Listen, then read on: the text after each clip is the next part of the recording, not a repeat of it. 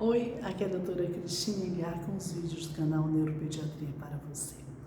Então, hoje eu vim falar um pouco mais sobre TDAH, transtorno do déficit de atenção e hiperatividade. O número de pessoas que vêm me perguntando sobre TDAH está crescente. Isso principalmente porque eu acho que se tornou um assunto mais comum nas mídias. Então, eu acho que vale a pena novos esclarecimentos. Eu já tenho um vídeo que já tem algum tempo sobre TDAH no canal. Esse vai ser o segundo vídeo sobre o tema. TDAH é o transtorno do déficit de atenção e hiperatividade. A gente precisa fazer o diagnóstico e o diagnóstico é clínico. Então você precisa de um profissional habilitado. Os profissionais considerados habilitados para o diagnóstico de TDAH na infância são o neuropediatra e o psiquiatra infantil. Você precisa academicamente, do critério de uma idade inicial a partir dos 6 anos. Não porque a pessoa vá se transformar em um TDAH, mas é porque crianças pequenas, de 3, 4 anos, embora estejam com queixa de desatenção, embora estejam agitadas, elas têm na idade delas, esse é uma forma dentro da normalidade para a idade de 3 e 4 anos, não podendo ser classificado como anormal para aquela idade.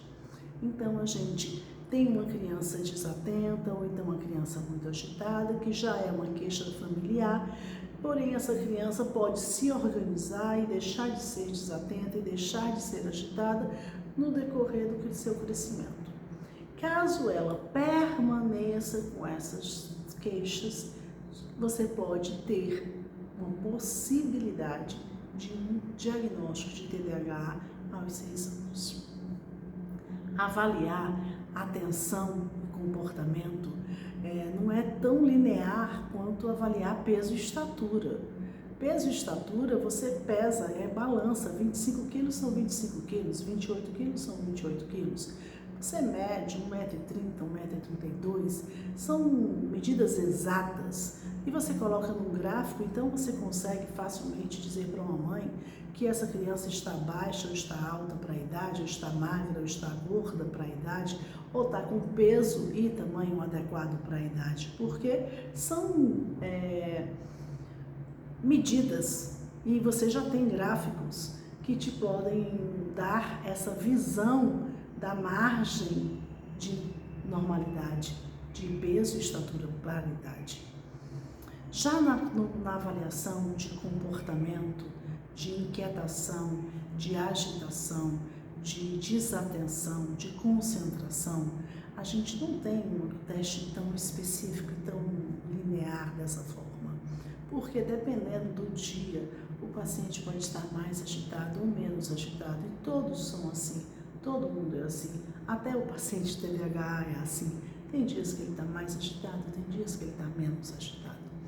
Dependendo do que você propõe, isso pode ser uma coisa interessante para a criança e ele pode ficar mais atento.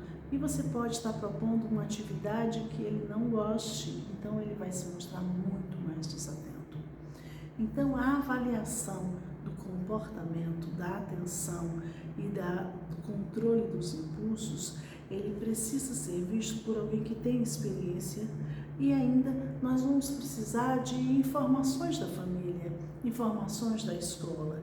E aí a gente faz uma elaboração de como se fosse critérios, que nós temos esses critérios, até vocês podem pegar o DSM-6 no Google, que são os critérios que se usam para avaliação de TDAH. E aí você pode preencher os critérios clínicos. Isso não fecha o diagnóstico ainda. Isso você mesmo pode fazer responder esse questionário.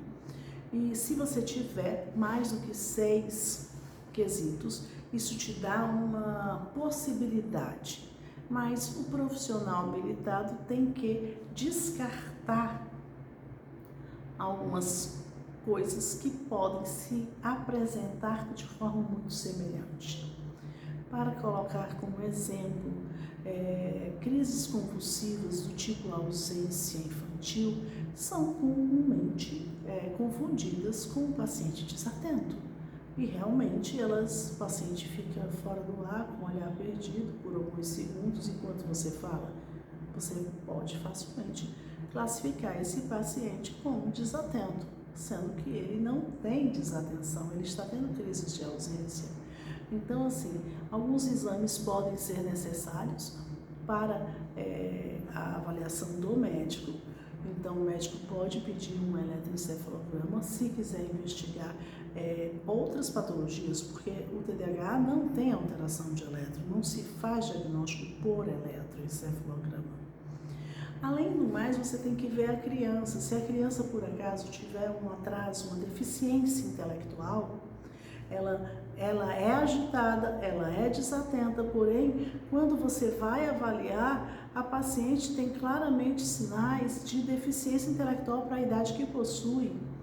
Então, ela não poderá ser classificada como TDAH, porque o TDAH, ele possui uma alteração específica, pode ser na atenção, pode ser no controle dos impulsos e pode ser em ambos, mas deficiência intelectual não faz parte do quadro.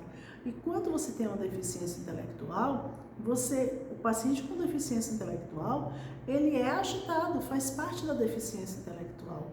E também, comumente, ele é desatento, porque ele não compreende o que você fala, como deveria para a idade que ele possui, já que ele possui uma deficiência intelectual. Então, você vai considerar esse paciente que ele não presta atenção nas orientações que você passa ou não presta atenção na aula. Então, por esse motivo, o paciente precisa ser avaliado por alguém que vai abrir o leque de opções para fazer o diagnóstico correto. Fechado o diagnóstico, você vai ter ou não a indicação de uso de medicação. Mas o que eu quero salientar é que quando a gente usa medicação, que existe uma grande discussão se você está usando a medicação demais, se as crianças estão sendo hipermedicadas, se a gente está à procura de uma alta performance infantil, que são queixas que estão e assuntos polêmicos que estão nas mídias, nas revistas, nas lives, em todas essas plataformas, mas também eu quero falar que mesmo quando você usa, o pensamento não deveria ser simplista. Ao usar a medicação, que eu concordo com o uso quando o diagnóstico está correto, mas ao usar a medicação nós não podemos nos perder que o comprimido é um pirlim-pim-pim que resolve os problemas. O medicamento, quando bem colocado, ele realmente muda o paciente em relação ao assistir à aula, aumenta a atenção, diminui a agitação, realmente acontece isso. Porém, esse paciente possui uma história que costuma ser de alguns anos de dificuldade escolar. Então, a partir de hoje que ele fez o tratamento, que ele começou a medicação, ele tem melhores condições de assistir essa aula. Porém, ele tem uma defasagem de matérias importantes. Então, ele está fora de nível em relação aos seus colegas. E ele vai precisar de um apoio psicopedagógico para conseguir refazer essa base, principalmente nas matérias mais importantes, que é português e matemática, e que elas são matérias que elas possuem vínculos entre um capítulo e outro e que você não tem como pular. Além disso, o paciente com TDAH, ele é um paciente que muitas vezes ele vai precisar, muitas vezes que eu estou dizendo de forma assim, tentando ser simplista, mas faz parte do tratamento. Ele tem que ser ensinado a estudar, porque eles são muito desorganizados, então eles não sabem estudar. E existem algumas coisas que são mais difíceis para eles, a leitura de textos longos. Então, normalmente, as matérias que exigem textos longos, eles fazem leitura automática, onde eles completam a frase sem ter lido até o final, eles deduzem o final das frases. Existe também uma coisa onde o paciente começa a fazer uma sonolência quando começa a ler, onde aquela leitura se torna, por ser uma atividade muito maçante, metódica, começa a dar a ele uma sonolência e o paciente se torna sonolento durante as aulas ou durante os estudos, não só pela falta de interesse, mas também porque a leitura faz realmente esse tipo de ação no paciente TDAH. Então, o estudo tem que ser mais dinâmico, ele vai ter que aprender técnicas de transformar aquela matéria em esquematizadas, para que ele possa ter uma visão maior daquela matéria, sendo que não por textos. Então, o tratamento não é muito simplista, não é muito pirlim-pim-pim daquela pílulazinha para usar para ir para a escola. O medicamento não é água com açúcar, o medicamento tem usado para TDAH, mais usado, que é o metilfenidato, ele não é água com açúcar, ele tem efeitos colaterais, então precisa de acompanhamento médico, precisa ser usado na dose que foi recomendada e da maneira que foi recomendada, porque ele possui efeitos colaterais e efeitos colaterais que não são assim tão discretos possíveis, né? Então, por isso, necessita de um acompanhamento com o especialista, que vai ser o neuropediatra ou o psiquiatra infantil. O paciente que tem TDAH, se você não fizer o diagnóstico, ele vai entrar num fracasso acadêmico, porque o processo do aprendizado já se rompe. O prazer de aprender se acaba, porque o paciente não consegue acompanhar a turma. Ele começa a ter uma baixa autoestima por causa do baixo rendimento. Ele começa a ser muito pressionado de que ele precisa estudar, de que ele precisa melhorar, porque ele está sempre com notas baixas. Então, ele sempre vai precisar recuperar notas, e essa pressão de que ele sempre, mostrando que ele nunca foi o suficientemente bom, emocionalmente é muito ruim porque ele vai começando a achar que ele não dá para isso, de que ele não serve para isso, de que ele é burro, que não dá, que ele não vai aprender. O paciente já não tem base, tem uma autoestima baixa, e ele não tem o diagnóstico, isso dá uma evasão escolar fácil. Então, esse paciente facilmente vai para a evasão escolar. Então, a gente precisa estar atenta para fazer o diagnóstico. E a gente conta com a escola, conta com os professores, conta porque eles estão assistindo aquela plateia de alunos.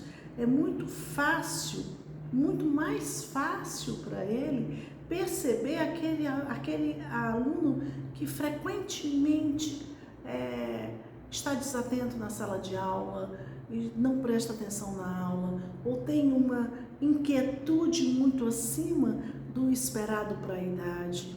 Então, o professor está dando aula para uma série onde a idade é muito semelhante. Ele dá a mesma aula, ele dá todos os dias. Então, é muito mais fácil para ele, salta aos olhos dele quando é o mesmo paciente, é o mesmo aluno, que não está prestando atenção na aula, não está respondendo, não está compreendendo a matéria. Então, por isso, ele é um profissional que costuma ser ele que vai alertar a família: olha, seu filho não está com um bom rendimento escolar e está com uma desatenção aumentada para o que eu esperaria para a idade, ou uma inquietude, pede para ir no banheiro muitas vezes, mexe com um colega, mexe no lápis, derruba lápis, caneta, então ele nunca está parado. Então, eles são muito importantes para a indicação de que os pais levem o filho a um neuropediatra ou um psiquiatra infantil, com a possibilidade, talvez, que essa criança feche diagnóstico para TDAH. Realmente, quem vai fechar o diagnóstico, quem vai dar laudo, quem vai usar a medicação, se for o caso, será um médico evidente. Ao fechar o laudo, o paciente TDAH, ele possui direito há um tempo maior de provas, um tempo maior, 1 hora a mais, um tempo expandido. Ele também tem direito a não fazer parte do rodízio da sala, se manter na frente para poder ser mais fácil prestar atenção, menos estímulos que dispersem a atenção. E também ele tem direito a fazer provas em locais mais reservados, para que não haja movimentação de pessoas que atrapalhem no grau de atenção desse paciente. Ele não tem direito ao benefício do INSS, porque TDAH não é considerado incapacidade. Então, por isso, muitas pessoas me perguntam se tem direito ao benefício. Não, benefício não. Então, o TDAH não possui direito ao benefício e não está, nem direito ao benefício, nem a cuidadora em sala. Por TDAH, não. Essa patologia não tem esses direitos, não estão previstos pelo diagnóstico de TDAH. Se você tiver um paciente que tem mais de um CID, ele pode ter direitos pelo outro CID, mas não pelo TDAH, tá certo? Espero que tenham aproveitado as minhas informações. Se puder, se inscreva no canal, dá um like, compartilhe esse vídeo, passe informação para frente. Um beijo, fique com Deus.